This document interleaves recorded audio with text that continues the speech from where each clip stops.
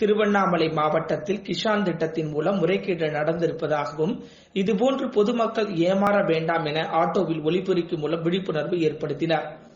திருவண்ணாமலை மாவட்டத்தில் கிஷான் திட்டத்தின் மூலம் முறைகேடு நடந்துள்ளது கண்டுபிடிக்கப்பட்டுள்ளது.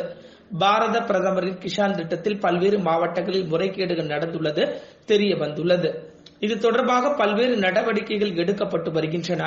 இந்த நிலையில் திருவண்ணாமலை மாவட்டத்தில் இடைத்தரகர்களை கொண்டு ரூபாய் 1000 மற்றும் ரூபாய் 2000 வரை பெற்றுக்கொண்டு முறைகேடாக சென்றடைந்தது கண்டுபிடிக்கப்பட்டுள்ளது. இது தொடர்பாக வருவாய்த்துறை, காவல்துறை, வேளாண்மைத்துறை மூலம் குழுக்கள் அமைக்கப்பட்டு நடவடிக்கை எடுக்கப்பட்டு வசூலிக்கப்பட்டு வருவதாகவும், மேலும் மங்கலம் சுற்றுவட்டார பகுதியில் கிசான் திட்டத்தில் பொதுமக்கள் இடைத்தரகர்களை கொண்டு ஏமாற வேண்டாம், ஏமாற்றமடைந்து பணம் பெற்றுக் கொண்டவர்கள் திருப்பி செலுத்தவும் உள்ளிட்டவைகளை கொண்டு ஆட்டோக்களில் ஒலிபெருக்கி மூலம் வேளாண்மைத்துறை சார்பில் பொதுமக்களிடையே விழிப்புணர்வை ஏற்படுத்தினர்.